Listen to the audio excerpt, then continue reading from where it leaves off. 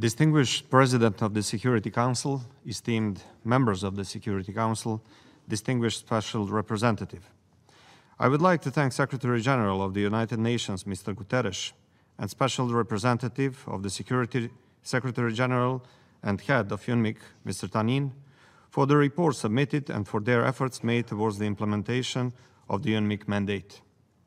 I would also like to thank the members of the Security Council for the continued attention they have devoted to the issue of Kosovo and Metohija.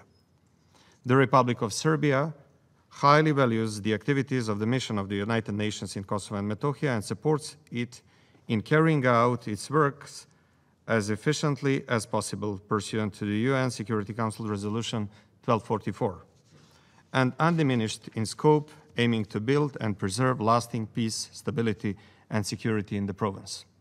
Mr. Tanin, please accept the expressions of the gratitude for your engagement and the cooperation we achieved during your term of office. Mr. President, deep regret and concerns are raised by the fact that the security situation in Kosovo and Metohija in the past period has been marked by an increasing number of various ethnically motivated attacks and incidents targeting Serbs, which was also stated in the report. That the provisional institutions of self-government in Pristina continue to take unilateral steps and refuse to implement the agreements reached in the Brussels dialogue, and that institutional discrimination against Serbs, attacks on the sites of Serbian Orthodox Church, and the undermining of the economic sustainability of Serb communities in the province have continued. We are witnessing that dangerous provocations by Pristina are taking place every day at an accelerated pace, thus seriously threatening the safety of Serbs in Kosovo and Metohija and directly violating the agreements and arrangements reached within the Brussels dialogue. The latest violent incursion of the so-called ROSU units into the northern part of Kosovska Mitrovica on 13 October is the 9th incursion of its kind. Tear gas, shock bombs, the unbridled violence are becoming a matter of everyday life for Serbs in the north of Kosovo and Metohija, and thus must be stopped immediately. In the last attack with firearms and chemicals used by Pristina special forces, 71-year-old Verica Đelić died as a result of chemicals used in the intervention. 10 unarmed civilians were wounded. One of those, 36 years old, Srećko Sofronijević, shot in the back with an automatic rifle, critically injured. A 3-month-old baby who miraculously remained unharmed was also the target of the shooting. The false excuse for the latest unilateral action, as EU High Representative for Foreign Affairs and Security Policy, Joseph Borrell, called it, was the fight against organized crime and smuggling. Ladies and gentlemen, Serbia is strongly against organized crime and smuggling, but the members of the UN Security Council should know that such an important and general global goal, which we all share, was cynically used for an armed attack on unarmed civilians, which began with an automatic rifle raid of pharmacies in which patients of Serbian and other nationalities are supplied with vitally important medicines. 4 days before the local elections in Kosovo and Metohija, in order to gain votes in an irreasonable and inhuman way, fully motivated by separatist goals, the current provisional institutions of self-government regime used medicines on which people's lives depend to prove its position on the status contrary to the UN Security Council Resolution 1244. Only a few days earlier, another provocation on the part of Pristina led to a dangerous crisis when personnel of the so-called ROSU unit, armed with long firearms and reinforced with armored vehicles, were deployed to administrative crossings between central Serbia and Kosovo and Metohija, Brnjak and Jarinje, in order to remove Serbian license plates and replace them with temporary ones, thus violently preventing the free movement of citizens. These events do not fall within the reporting period covered by the latest report of the UN Security Secretary General on the work of UNMIC. But it is incumbent upon us to address them on this occasion in order to have everyone understand how dramatic the situation on the ground has been and how serious the consequences of Pristina's unilateral actions can be.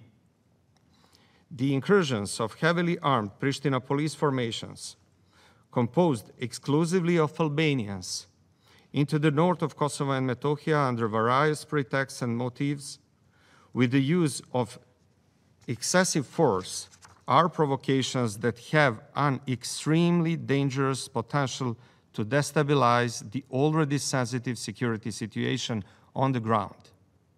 The goal of the latest incursions of Pristina Special Force personnel into the north of province was to provoke Serbs and additionally intimidate them with a demonstration of force, as well as to provoke Belgrade to react hastily in some way. It is obvious that with such moves, Pristina aims to erase the 10 years of dialogue, which is the only way to resolve open issues. These provocations once again demonstrate that the provisional institutions of self-government in Pristina do not only intend to implement everything agreed in Brussels dialogue, but that their goal is to completely deny dialogue as a means of resolving problems. An effective response to Pristina's lack of credibility and their dangerous play with fire, which could have unforeseeable consequences, cannot be provided by calling on both sides to constructiveness and restraint, which has long been a manner in public communication of some important factors in the international community. There is only one source of destabilization. It has its name, and that is the provisional institutions of self-government in Pristina.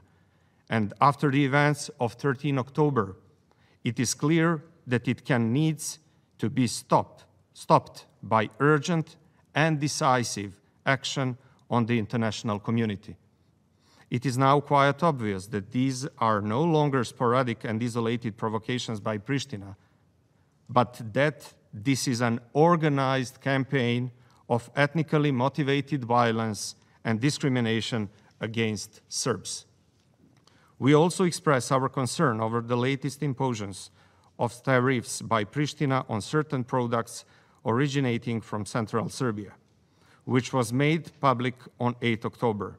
We remind you that the unilateral decisions of Pristina to impose duties on products from central Serbia in November 2018 resulted in a de facto complete trade blockade and a long-term stalemate in the dialogue between Belgrade and Pristina.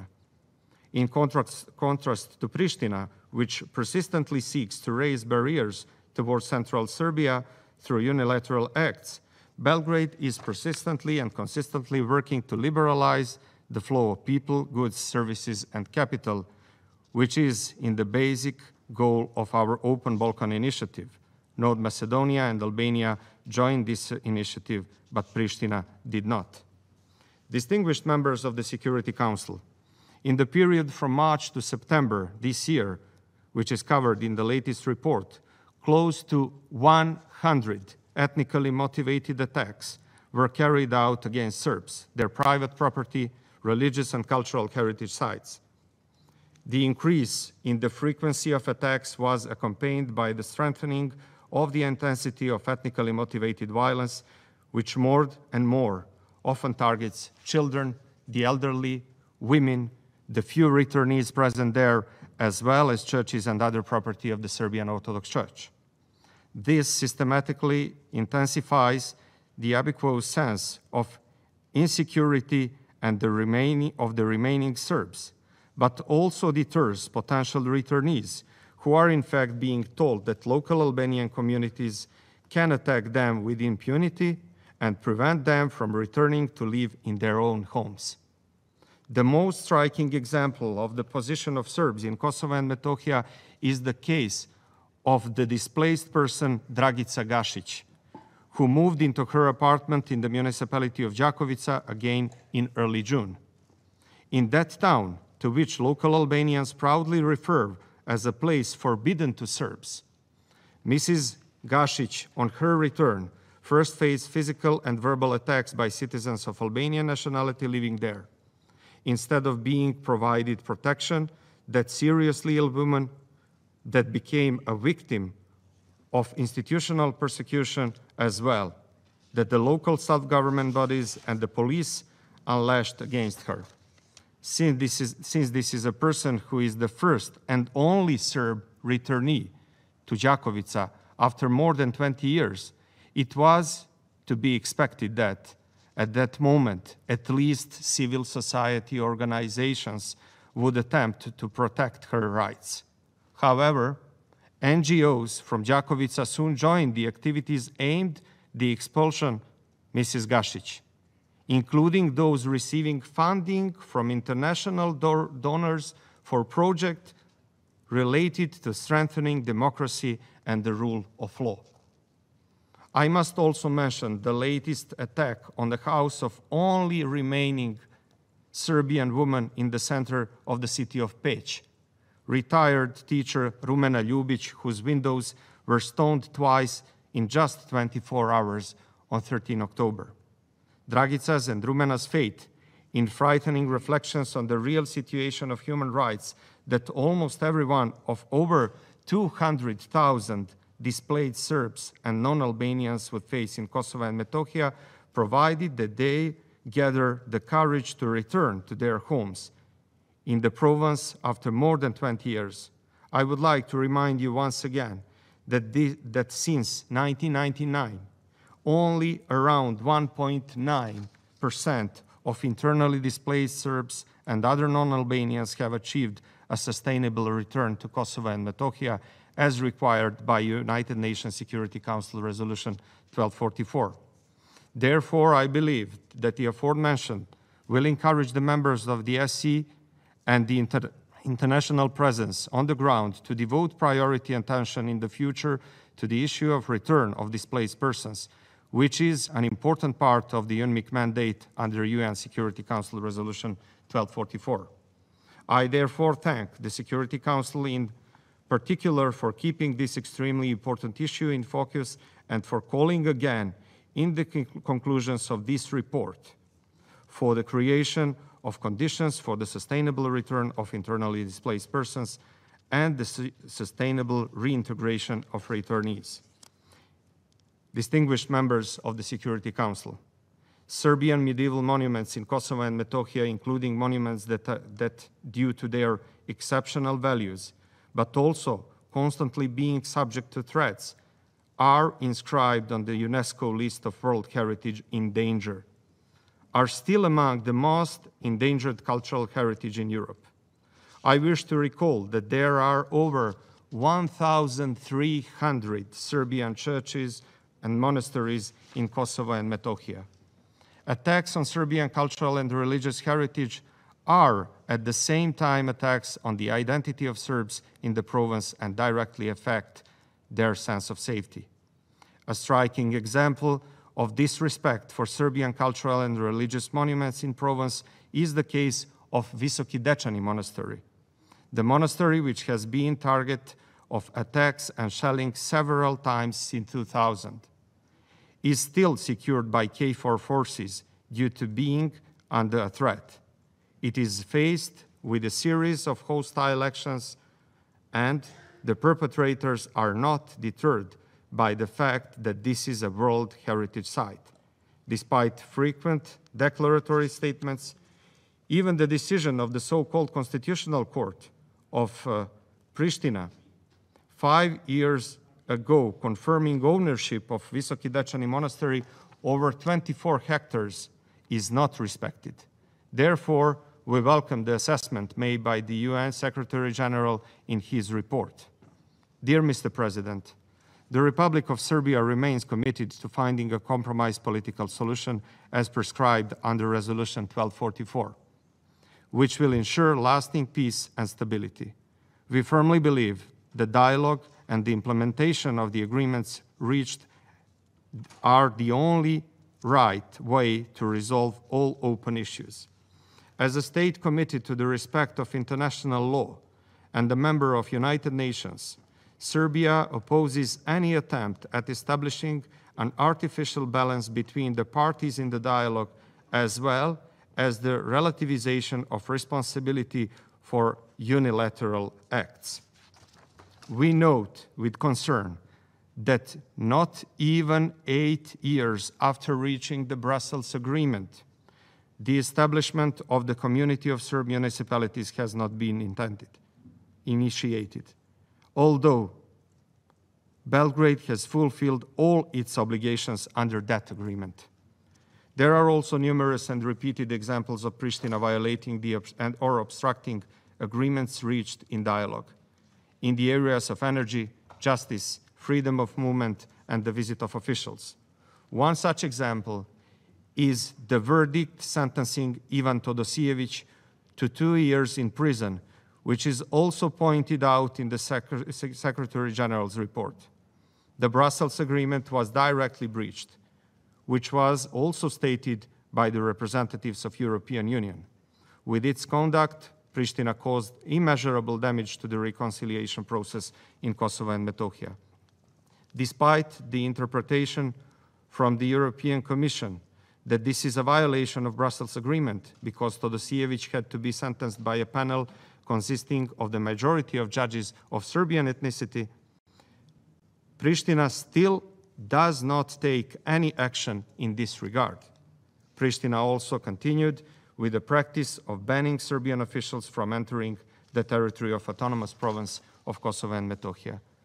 We believe that it is important that the international community, and especially the European Union, as a guarantor of the agreement, firmly insists that the provisional institutions of self-government in Pristina start implementing all the agreements reached. Distinguished members of the Security Council, as before, the Republic of Serbia remains fully committed to resolving the issue of missing persons, as also demonstrated through full cooperation with relevant international mechanisms, as well as participation in the work of Working Group on Missing Persons. We expect that the representatives of the provisional institutions of self-government in Pristina will fulfill their obligations. Bearing in mind everything I delivered here today in my address, we hold the position that the international presence in Kosovo and Metohija pursuant to UN Security Council Resolution 1244 is still necessary. In addition to UNMIC, the presence of KFOR as a main guarantor of security and the EULEX, due to its engagement in the field of rule of law, is also important. Mr. President, I would like to emphasize once again that Serbia fully supports respect for international law, comprehensive implementation of UN Security Council Resolution 1244 and activities of UNMIC in an undiminished scope and with adequate financial resources, so that the missions fulfills the mandate entrusted to it under the resolution. Thank you for your attention.